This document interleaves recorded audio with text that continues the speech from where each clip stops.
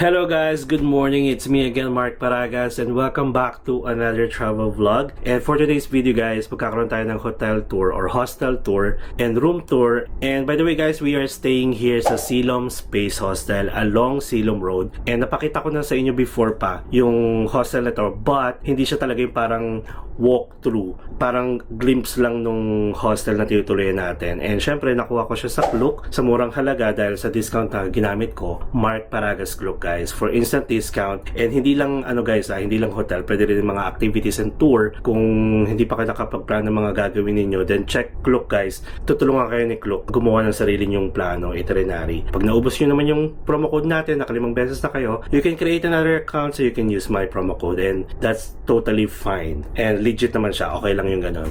Alright, so ang gagawin natin, lalabas tayo guys para itutour ko kayo. Balik na lang tayo dito mamaya for room tour, pero labas muna tayo. Ayan, para continuation. Okay. Pag ano ka nag-ulit ka ng room tour mo? Mag-ulit ka na. Ayan, ito yung room namin. So, ayan guys, hallway.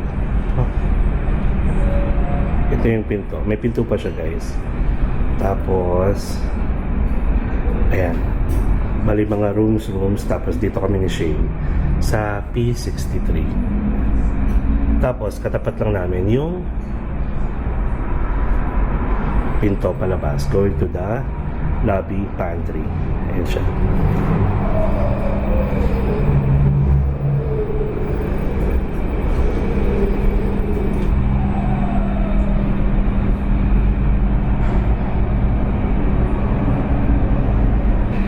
This is their lobby. So 9 AM yan guys, nag-o-open. And ang check-in dito, standard check-in is 2 PM to 10 PM. So pwede kayo mag-check-in doon. Ang check-out naman, not over 11 AM. So bali 11 AM. Tapos ito, may elevator pa dito. Syempre nasa 6th floor sila guys.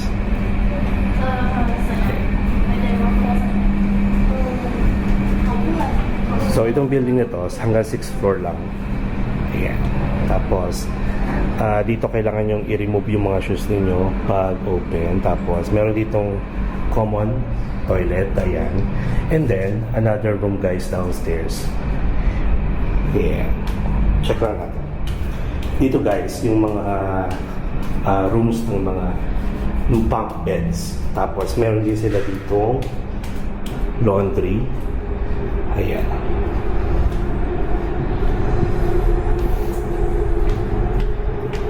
There. So 40 baht ang laundry nila dito. Wait lang. Ayan. So dalawang laundry, isang dryer. Ayan. Ayan lang siya. Tapos guys, ito emergency exit yan. Yun yung stairs nila. And then, ito yung mga bunk beds. Dito kami before. Ayan. Dito kami before, nung grupo kami pumunta dito, nung unang stay namin. Tapos, nung apat naman kami, dito rin kami nagstay. And then, nung dalawa na lang kami, doon na kami sa taas. Ayan. Patang.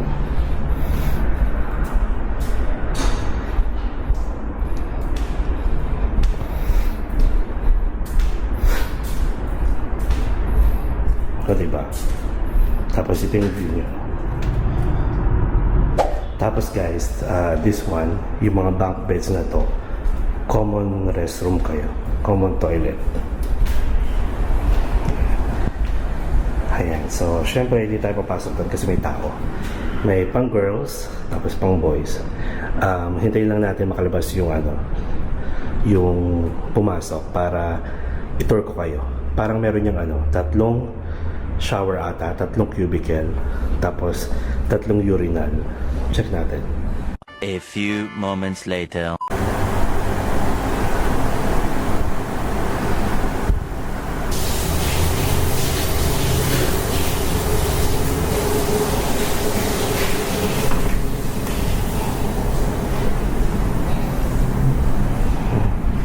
Akit na ulit tayo.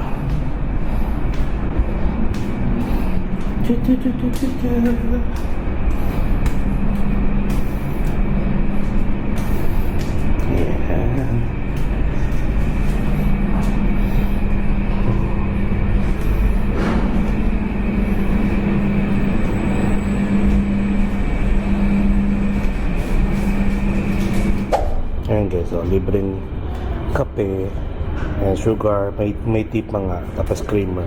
And then mga noodles. Ayan. Pack. Tapos ito. And ito yung water dispenser nila. Hot and cold na yan. Tapos, clean as you go. May microwave. Tapos, ayan, may sink. And then, meron din silang hot water dito kung gusto niyo. Tapos, meron din freezer where you can stock your, yung mga drinks ninyo tsaka mga food ninyo. Tapos, may weighing scale dito, guys. Pwede yan luggage. Tapos, may weighing scale naman para sa inyo. Siyempre, hindi tayo magaganyan. Ayan, Siyempre, guys, galawin nyo lang kung ano yung sa inyo, Kapag kayo kukuha ng kung ano dito. Kasi hindi nyo rin naman alam kung kanino galing. Diba? Maraming lamesa. Pwede kayong mag-work dyan. Pwede kayong tumambay. Tara, punta tayo sa taas. Tara, girl.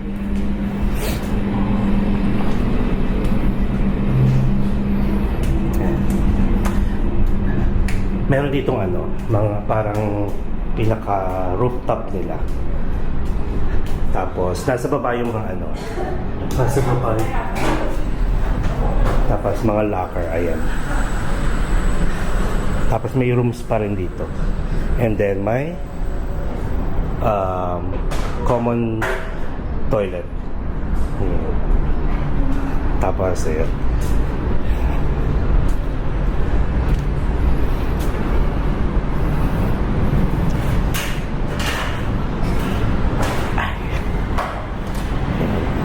Kung napansin nyo yung last vlog natin, dito yon sa taas. Okay lang yun sa akin. Nakapaan naman tayo. Ito yung hagdanan.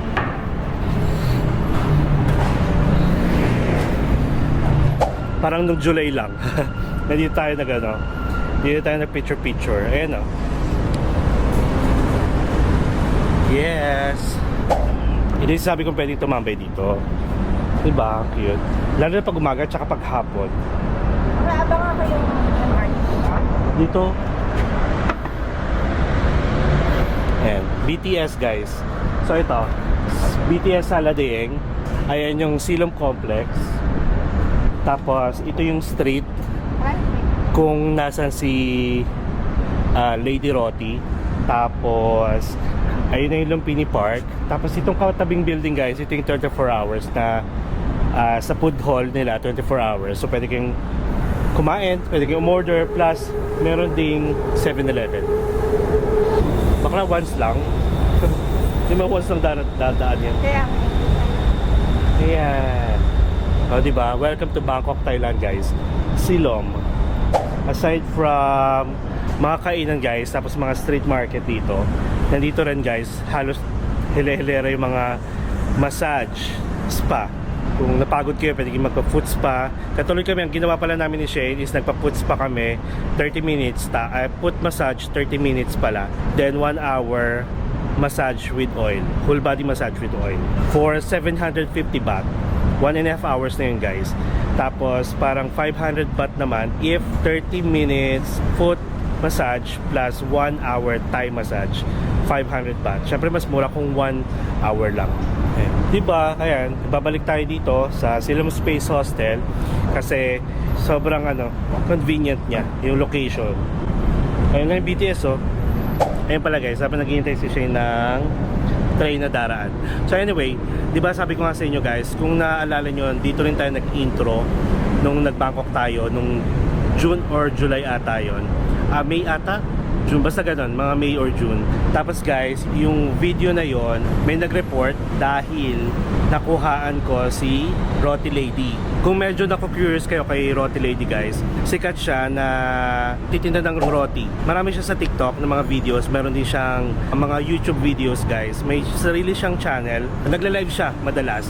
Yun lang guys, be careful kapag pupunta kayo dito tapos gusto nyo siyang videohan, lalo na sa mga aspiring vlogger dyan, mga travel vlogger or mga food vlogger na gusto nyo siyang i-feature, wag nyo na lang gawin guys kasi once nakuhaan nyo siya, may mga nagre-report guys na mga niya, either followers niya, sila din, i-report nila guys, imbes na ipa-remove ni YouTube yung mismong ano lang, part niya sa video. Ang gagawin kasi ni YouTube, mismong buong video i-remove. So sayang yung mga views nyo. Katulad ko guys, nung nag-Bangkok talaga tayo, umabot siya ng mga thousands of views. After ilang araw, ayun, naka-receive ako ng email na tinake down ni YouTube yung video natin dahil nga na-capture si Roti Lady.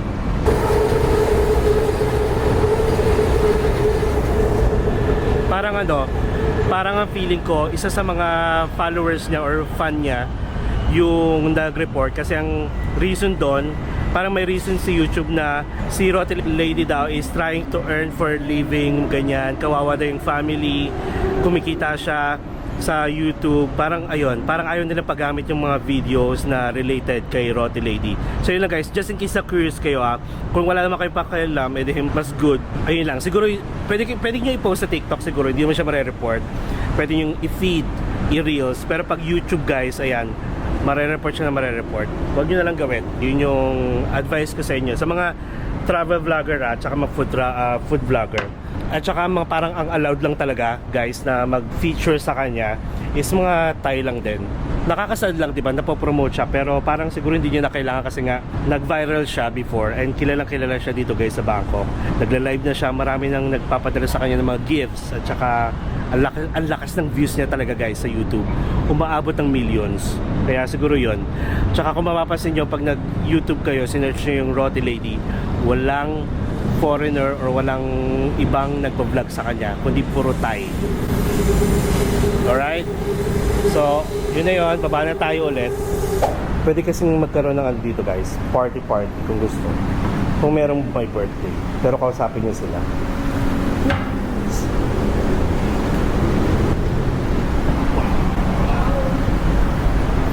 O diba? Yung babaeng foreigner, hindi makikita.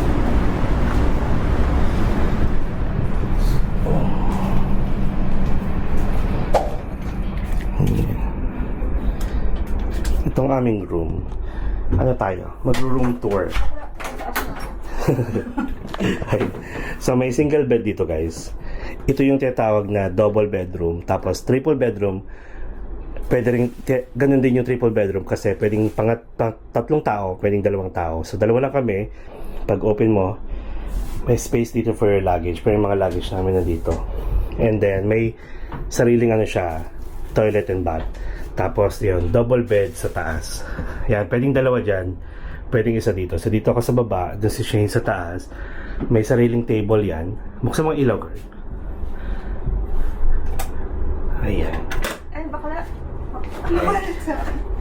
Tapos may aircon, syempre yan, nakatodo. 17 yan. Tapos yan, may table, syempre working table kung gusto nyo mag-work dito. Yan, may sabitan. And then, wala tong bintana Tapos, ito naman yung toilet namin. O, diba? Sliding door yan. So, ang cover nyo lang, itong malaking curtain na to. Ayan, cover naman hanggang taas. Ayan. Diba? So, toilet, sink, and shower. Ayan. Yun lang. Dito sa baba, may sarili kayong socket guys. May plug. 4 pa nga yan. Tapos may sarili kayong ilaw. Time check, it's 9:50 AM. May order kasi kami sa Grab guys na isa sa mga Michelin guide na resto. Kaso malayo siya dito sa atin. Kaya ang gagawin ni Shane, order siya. And sponsored by her brother. Sponsored ni Igo. Thank you. Magsasama kami ni Igo sa sa Taiwan. Ayan, sarado pa siya. 10:30 AM pa nagbubukas. And 8.5 kilometers, malayo nga. Okay lang yung delivery, pero kung babiyahe kayo, siguro mga 30 minutes pa. So 1 hour back and forth. Order na lang kayo, which is okay naman.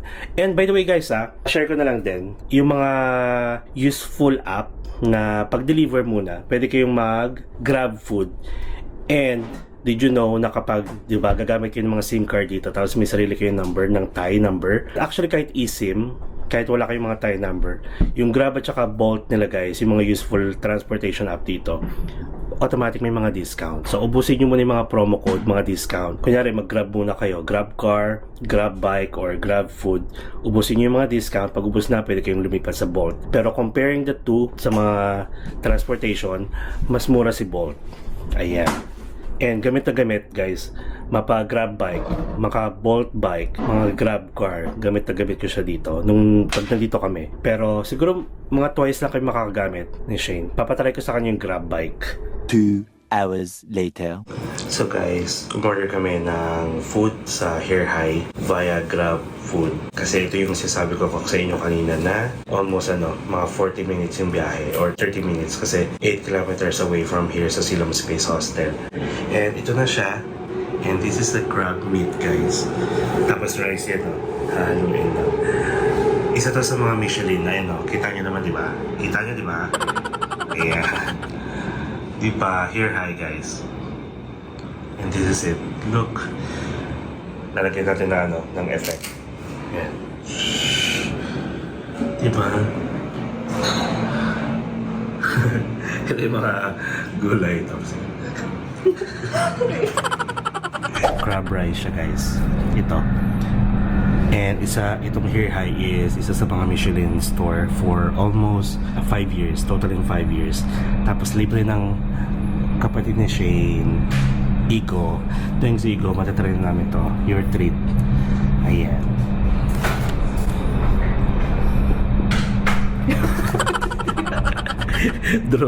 drone shot. Okay. Taste test.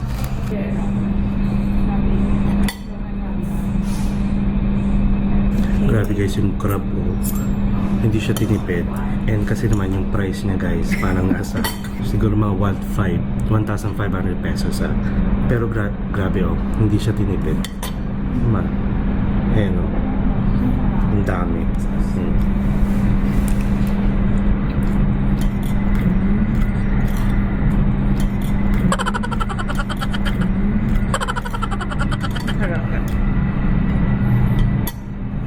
Guys, 1 million over 10. Masarap. Tingnan natin with patis with sili.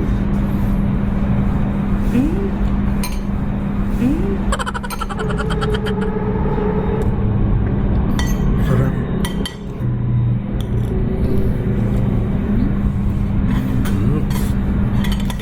Tapos guys, yung order na to, parang good for 3 or 4. Pero mukhang good for 2 lang to. Pero hindi namin mauubos ngayon kasi meron tayong may pupuntahan kami. Another buffet, guys. Another kain. So ito, pwede pa to hanggang bukas. Bali, breakfast namin tomorrow. Grabe, sarap. Sarap. Grabe, sarap. Parang ang hirap kaya nito gayahin. Parang ito muna niluto. Tapos yung sabaw nito. Pinried rice, ginawa mantika. Sarap to with soft drinks. Panalo. As in. Guys, sobra. Sarap.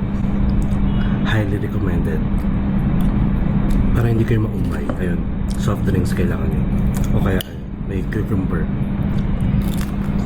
Dito silang sawa. Siguro lang okay lang. Pangit. Pag yun. Makapili ko rin. Maubos ko rin. Naubos mo, naubos niya. Bakla araw-araw daw siya nagagalit. High blood. Kaya pilay na sa akin.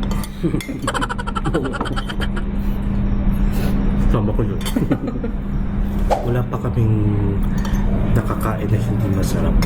At iba-ibang puntahan din ako na namin na kahit even yung mga tusok-tusok kagabi.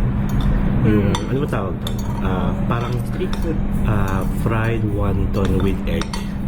Parang kwek-kwek siya pero parang kwek-kwek. Pero instead na na yung parang orange, binalot siya sa wonton wrapper tapos pinray. sarap. Tapos yung sausawan. Lagayahin ko yung sa Yeah. bahay. Alright guys, I think that's it. Sensya naman wala kaming outro sa video na to kasi naisingit ko lang. And again, it is a must try. Itong Hair High na crab rice and also this hostel guys. I would definitely recommend Siloam Space Hostel guys. Sobrang okay na okay dito. Alright, so that's it. Thank you so much sa pagsama sa amin dito and see you in our next travel vlog. Mama chup chup.